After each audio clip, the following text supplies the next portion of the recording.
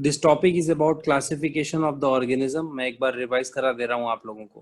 Classification क्यों करना है, क्लासिफिकेशन कहते हैं किसको है। पहले तो एक सिस्टमेटिक अरेंजमेंट होता है, जो कि मैंने आपको पहले भी समझाया था कि क्लासिफिकेशन मतलब system of arrangement of organism into different group and sub group in the basis of similarities, difference and relationship.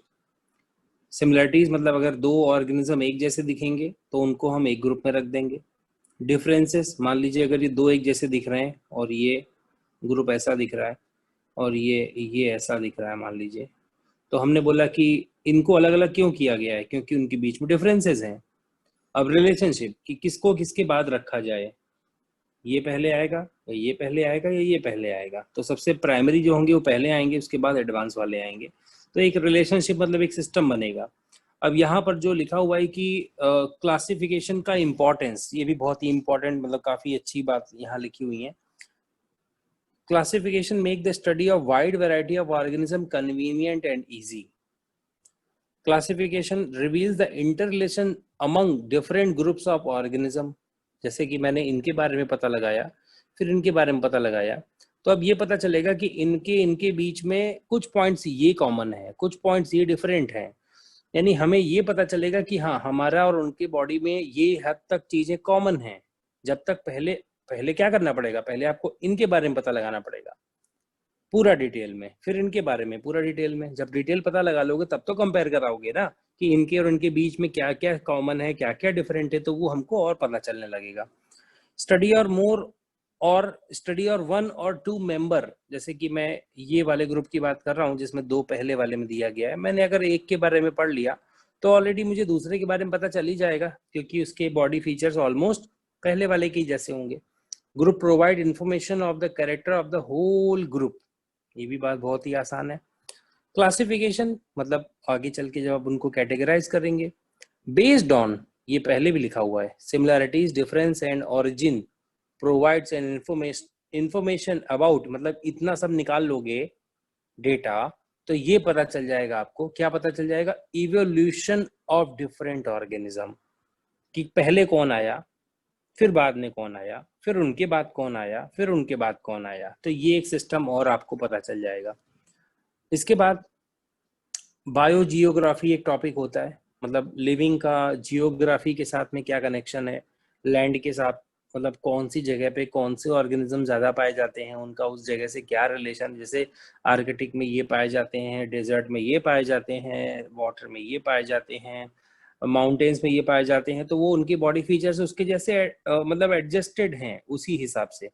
तो ये आपको पता चल जाएगा। बायोलॉजिकल साइंस में भी हेल्प मिलती है हमको। अदर प्रोजेक्ट्स जैसे हम कुछ और बनाना चाहते हैं या जो हम कुछ और नया करना चाहते हैं, उनके बारे में भी हेल्प मिलती है। तो यहाँ से आपको कुछ आइडिया मिलेगा ये लिखने के की पॉइंट्स का। कुछ दो चार की पॉइंट्स आपको यहाँ से लिखने होंगे। मैं आपको बाद में समझाऊंगा मॉड्यूल लिखना कैसे है, पहले आपको मैं सिर्फ पढ़ना समझा रहा हूँ। तो पहले तो ये रहा टॉपिक यहाँ तक, क्लासिफिकेशन का इम्पोर्टेंस, और उसके बारे में यहाँ तक खत्म हो गया ये। अब स्टार्ट होता है एक नया पैराग्राफ, और अब नई हेडिंग स्टार्ट होगी जिसका नाम है टैक्सोनॉमी या सिस्टमैटिक्स। अब आप बोलोगे सर आपने जो क्लासिफिकेशन पढ़ाया तो ये क्या है? ये उसके अंदर का पार्ट है। टैक्सोनॉमी क्लासिफिकेशन का एक पार्ट होता है। It is a important branch of science dealing with the identification, nomenclature and classification of organism. यानी टैक्सोनॉमी अरेंजमेंट जब होगा ऑर्गेनिजम्स का, तो उसी के टाइप को टैक्सोनॉमी कहेंगे। जब हम आइडेंटिफाई करेंगे, नाम रखेंगे और उनको क्लासिफाई करेंगे, यानी उनको उनके सब ग्रुप में और ग्रुप में डिवाइड करेंगे, तो वो ये कहलाएगा। ठीक है ना? तो इसके फादर कौन है? Carolus Linnaeus, father of taxonomy. जो सिस्टमैटिक अरेंजमेंट और ऑर्गेनाइजेशन ये सब रखेंगे, उनके फादर कहलाते हैं कैरोलस लीनियस। ये आप याद रखना। इन्होंने सिस्टम बनाए कैसे हमको किसी ग्रुप को नाम देना है, कैसे करना है, क्या करना है, वो सब। तो पहले पहचानो, आइडेंटिफाई करो, पहला स्टेप। दूसरा नॉमेनक्लेचर, नाम रख दो उसका, कोई तो नाम रखोगे। फिर उसके बाद उनको उसके ग्रुप में डिवाइड कर दो, जैसे डॉग, कैट, रैट, इन सबका हो गया। आपकी डॉग के अंदर भी कई सारे डॉग होते हैं तो उनके अंदर रखा गया। तो ये सब सिस्टम को टैक्सोनॉमी कहते हैं। तो मैं आपको एक तरीका बता रहा हूँ, बाइनोमियल नोमेनक्लेचर जो यहाँ पढ़ाया गया है, ये तो मतलब एक नया सिस्टम है, पर इसके पहले भी एक सिस्टम था, उसमें था लोकल सिस्टम। मतलब नोमेनक्लेचर का मतलब होता है नाम रखना। तो नोमेनक्लेचर का पहले का सिस्टम था लोकल कल्चर, अभी भी है कि किसी भी ऑर्गेनिज्म का नाम लोकल लेवल पे कुछ रख दो।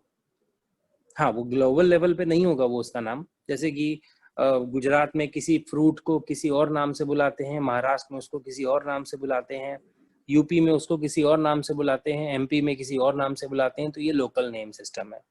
पर इससे बहुत कंफ्यूजन क्रिएट हो रही थी। यहाँ पर किसी फ्रूट को इस नाम से कहते हैं, वहां पर उस फ्रूट को किसी और नाम से कहते हैं, यहाँ वेजिटेबल किसी और नाम से, वहाँ वेजिटेबल किसी और नाम से। तो साइंटिफिक स्टडी करने में बहुत दिक्कत आ रही थी। तो अब हमने या सब लोगों ने बैठ के एक सोसाइटी बनाई और उस सोसाइटी का नाम रखा गया ICBN और ICZN, international code of botanical nomenclature और international code of zoological nomenclature. यानी अगर कोई एनिमल मिलेगा तो उसका नाम इस बुक में लिख देना, और अगर कोई प्लांट मिलेगा तो उसका नाम इस बुक में रख देना। मतलब ये नया बुक्स जैसे किस ईयर में बनी थी? तो जो मैंने आप लोगों को बताया यहाँ पर ICBN और ICZN के बारे में कि ये पहले से बुक्स बनी हैं, बनाई गई होंगी, कुछ सोसाइटी बनाई गई होगी पहले इसकी, फिर लोगों ने इसको पब्लिश किया होगा या उसके बारे में कुछ ऐसा सोचा होगा कि अब यहाँ पे ही लिखना है। एक लाइब्रेरी जैसी बनाई गई होगी या जो भी कुछ किया होगा उसके लिए, या तो आप कुछ ढूंढिए या तो देखना पड़ेगा उसके लिए। तो खैर वापस आ जाइए। बाइनोमियल नॉमेनक्लेचर क्या होता है? This is also a very most important topic, very very most important topic. By मतलब दो, नॉमेनक्लेचर नोमियल मतलब दो नाम, यानी कि किसी के दो नाम रखने हैं। ऐसे दो मतलब जैसे कि आप में से अभी मैंने सौम्या माथुर नाम बोला, तो ये या कोई और बच्चे का नाम बोल सकते हैं कि ये नाम जो है, जैसे मेरा नाम है विवेक त्रिपाठी, तो मैं ये बोलता हूं तो ये गलत तरीका है, इसको उल्टा लिखना चाहिए, त्रिपाठी विवेक। ये ज्यादा सही तरीका है लिखने का नाम को। क्या होता है अभी आपको और भी आगे चल के पता चलेगा, पर ये समझो दो नाम में जो फर्स्ट वर्ड होगा वो होगा जीनस, जो रिप्रेजेंट करेगा जीनस को, और दूसरा वर्ड होगा स्पीसीज, कि वो किस स्पीसीज का है। उसको आप स्पेसिफिक भी कह सकते हैं, जीनस को जेनेरिक भी कह सकते हैं। तो अब देखिएगा यहाँ पे क्या लिखा हुआ है, वही बातें हैं कि Carolus Linnaeus first use the binomial nomenclature in the binomial system of naming each organism is given biological or scientific name to two words. The first word is designed as genus and the second word is species name. अब ये हैं इसके rules, कैसे इनके नाम को लिखना है।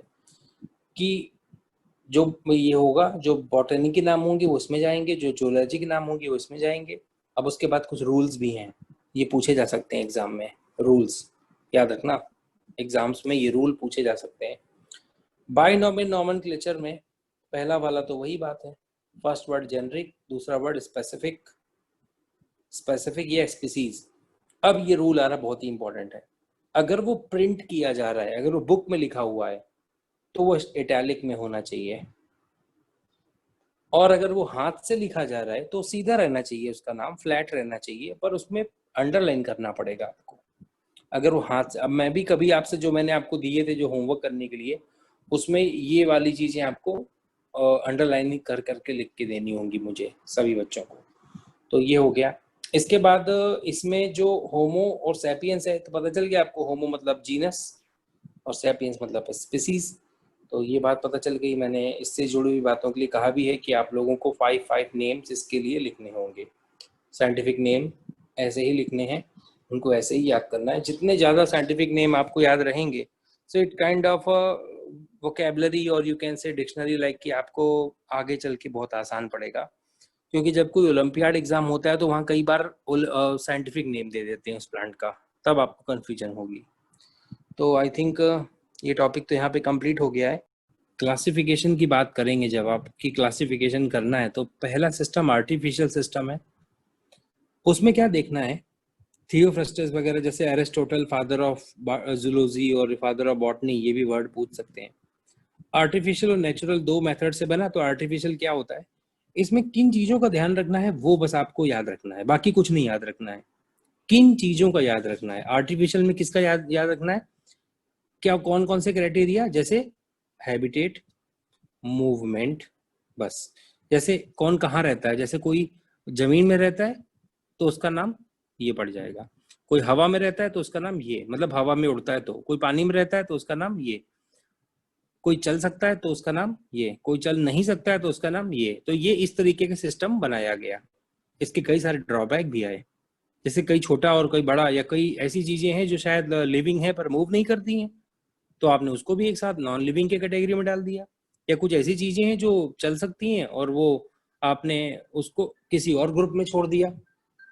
एक minute. Natural system of classification, उन चीजों को ठीक किया गया जो पहले हमने देखी थी, या हम और ज्यादा चीजों को ध्यान देंगे इस बार। जैसे क्या लिखा हुआ है यहाँ पे, the system of classification categorize organism into different group or an individual based on many characters to find out natural relationship based on, यहाँ पे ध्यान रखना, similarities and differences. Some examples such characters we use in classification are below. मतलब क्या क्या चीजों को ध्यान देना है, ये बहुत इंपॉर्टेंट टॉपिक है, ये एनसीईआरटी में भी दिया गया है। पहला चीज देखना है कॉम्प्लेक्सिटी ऑफ सेल, मतलब प्रोकैरियोटिक चेक करना है, यूकैरियोटिक चेक करना है। मतलब आपके सामने दो ऑर्गेनिज्म रखे जाएंगे तो आप उनके बॉडी के सेल्स के बारे में पहले चेक करोगे। आप ये नहीं देखोगे कि वो बड़ा है कि छोटा है, पहले ये नहीं देखना, पहले ये देखना है कि उसकी बॉडी में जो सेल्स हैं क्या वो प्रोकैरियोटिक है या वो यूकैरियोटिक है। उसके बाद सेकंड, अब देखना है आपको यूनिसेलुलर और मल्टीसेलुलर, कि वो मल्टीसेलुलर में है या यूनिसेलुलर में है। उसके बाद तीसरा देखना है मोड ऑफ न्यूट्रिशन, कि अगर वो ऑटोट्रॉफिक है या हेट्रोट्रॉफिक है, यानी खुद का खाना बना सकता है तो वो प्लांट कहलाएगा, नहीं बना सकता है तो एनिमल कहलाएगा। ठीक है। इसके बाद लाइफ स्टाइल, ये सब चीजों पे भी ध्यान देना है कि वो प्रोड्यूसर है, कंज्यूमर है, डिकम्पोजर है, वो किस तरीके का है। ऑर्गेनाइजेशन इन प्लांट्स, इस पे भी ध्यान देना है कि वो, जैसे ये आपको मैं आगे पढ़ाऊंगा, ये वैसे टॉपिक 5वां और 6वां आप छोड़ दो, आप केवल यहाँ तक ही याद रखो, इतना केवल यहाँ तक ही याद रखिए कि ये चीजें आपको ध्यान देनी है। और इनसे जुड़े हुए कुछ क्वेश्चंस भी, इवोल्यूशन तो खैर नेक्स्ट टॉपिक रहेगा, इसको हम यहाँ पे रोकते हैं, और next topic classification and evolution होगा।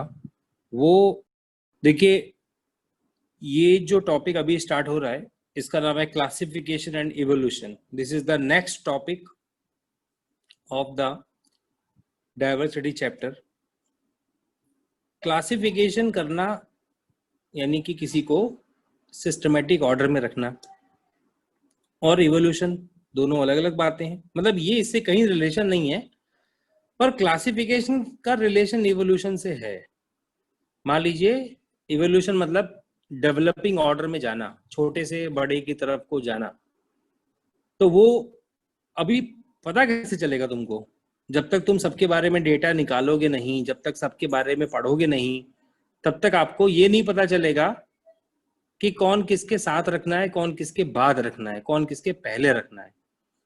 यानी आपने पहले तो ऑर्गेनिजम्स के बारे में समझा, जाना, और जब ये सब कुछ हो गया तब आपने उनको ऑर्गेनाइज किया एक तरफ से, मतलब प्राइमरी से लेके एडवांस तक के ऑर्गेनिज्म को, और फिर आप उसके बाद उसका नाम रखोगे कि यही है इवोल्यूशन का सीक्वेंस। देखिए, इवोल्यूशन तुमने नहीं कराया है, इवोल्यूशन तो हुआ है, पर तुमने उसको स्टडी कर पाए, तुम इवोल्यूशन के पैटर्न को स्टडी कर पाए। क्यों? अगर क्लासिफिकेशन का सिस्टम ना आया होता तो आपको ये आइडिया नहीं मिलता कि कौन किसके पहले आया है, क्योंकि अभी तो हम लोग, आप ये कह सकते हो कि क्लासिफिकेशन एक टूल है जो इवोल्यूशन को समझने में हेल्प करता है। ठीक है ना? तो दैट्स वेरी इजी टॉपिक। अब हम आगे बढ़ते हैं। All living things are identified and categorized on the basis of their body design in form and function। मतलब उनके बॉडी का मतलब फॉर्म, मतलब कैसे हैं वो और वो काम कैसे करते हैं। some characteristics are likely to be more wide range change in the body design than other, यानी कि हम एक दूसरे में अगर देखें, जैसे कुत्ता, बिल्ली, गाय, भैंस, ये सब देखने में भी हो सकते हैं 4 लेग एनिमल, बट इनके बॉडी में कई सारे फीचर्स काफी हद तक वाइड रेंज में अलग अलग भी हैं. There is a role of the time. अब वो ये बोल रहा है कि इसके पीछे टाइम है, मतलब जो इवोल्यूशन होता है वो टाइम से ही तो होता है कि मतलब कई हजार साल लग जाते हैं चेंज आने में बॉडी को. तो there is a role of time in this as well. So once a certain body design comes into existence, अब ये कह रहा है कि जैसे कोई बॉडी डिजाइन एक मतलब की पहचान बन चुकी, एक बॉडी डिजाइन रहेगा, ठीक है, it will shape the effect of other subsequent body design changes. जैसे कि एक ने अपने बॉडी डिजाइन में कोई चेंजेस ले आया, अब जो उसके बाद जो आएगा वो चेंज उसमें तो दिखेगा ही दिखेगा, पहला वाला चेंज, उसके बाद दूसरा कोई चेंज और दिखेगा. जैसे कोई एग्जांपल ले लेते हैं हम यहाँ पे, मोबाइल फोन की बात कर लेते हैं. जैसे मोबाइल फोन पहले आया एकदम बेसिक सा, उसमें केवल फोन करने का फीचर था. दूसरे वाले फोन जब उसके बाद बना तो उसमें मैसेज करने का भी फीचर आया. पर क्या पहला वाला फीचर निकाल दिया गया? नहीं निकाला गया. चलो फोन तो वो कर ही सकता है, फोन तो वो भी कर सकता है, नया वाला भी, लेकिन उसमें एक फीचर ऐड हो गया. उसके बाद अब तीसरा फोन आया, उसमें फोन भी कर सकते हो, मैसेज भी कर सकते हो, और उसके स्पीकर फोन को भी ऑन कर सकते हो, मतलब थोड़ा उसको लाउड स्पीकर टाइप का बना सकते हो उसको. फिर धीरे से उसमें गेम्स भी आ गए, फिर धीरे वो अलग कर दिया गया, मतलब वायरलेस आ गया, अब आप उसको घूम सकते हो लेके इधर उधर. फिर उसके बाद उसमें कलर डिस्प्ले आ गई, फिर डिस्प्ले और ज्यादा इंप्रूव होती चली गई, होती चली गई, होती चली गई, इस तरीके से सिस्टम बनते गए. पर किसी भी सिस्टम को हटाया नहीं गया, पीछे वाले सिस्टम को बस इंप्रूव किया गया है, पर वो फीचर्स को हटाया नहीं गया है. कोई भी फीचर हो, चाहे पहले आप स्नेक वाला गेम खेलते थे, अभी पबजी खेलते हो, या कोई और गेम खेलते हो, कॉल ऑफ ड्यूटी खेलते हो, लेकिन वो गेम तो खेलते ही हो ना उसमें ही. तो चाहे पहले था चाहे अभी था, बस इसमें सिस्टम में थोड़ा सा इंप्रूवमेंट किया जा रहा है. तो उसी प्रकार से यहाँ पे क्या लिखा हुआ है, क्या क्या देखो, मैं फिर से लाइन को पढ़ रहा हूँ, बहुत ही इंपॉर्टेंट लाइन है. Once a certain body design come into existence, it will shape the effects of other subsequent design and changes simply because it is already exist. मतलब जो फीचर दूसरों को चेंज करा, आगे भी इंप्रूवमेंट ला रहा है, यानी कि वो पहले से पाया जा रहा है उसके अंदर, और वो फीचर क्योंकि वो है तो दूसरों को, मतलब वो फीचर तो रहने ही वाला है, और उसके बाद जो दूसरा फीचर आएगा वो तो आएगा ही आएगा, क्योंकि पहला तो ऑलरेडी एग्जिस्ट करता है, उसके बाद दूसरा तुम्हें लाना हो तो लाओ, पर पहला हटाना मत, बस ये कह रहा है यहाँ पे, सिंपल सी बात कह रहा है. अब एक दूसरी बात बोल रहा है, इन other words characteristics that came into existence likely to be more basic than characteristic that have came into the existence later. बहुत ही सिंपल सी लाइन यहाँ पर बोल रहा है कि जो फीचर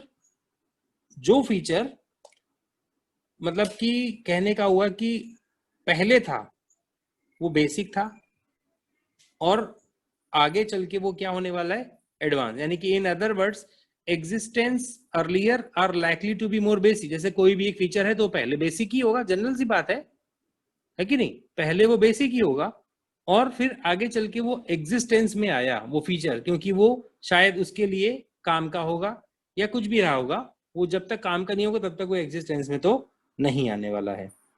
ठीक है, ये भी बात हो गई. अब आगे की बात क्या बोल रहा है वो, this means that the classification of the life form closely related to their evolution. हाँ बिल्कुल सही बात है कि जो हम क्लासिफिकेशन करेंगे वो एवोल्यूशन की बेस पे कर रहे हैं. या तुम्हें नहीं पता पहले एवोल्यूशन क्या होता है, तुम्हें नहीं पता, पर जब तुमने उसको लगा के देखा तो लगा अरे वाह ये तो सीक्वेंस मिल गया हमको एवोल्यूशन का. बिल्कुल. अब यहां पर नई बात बोलेगा कि व्हाट इज एवोल्यूशन. अब ये एक डेफिनेशन याद देगा, ये 2 मार्क्स से क्वेश्चन आता है एग्जाम में.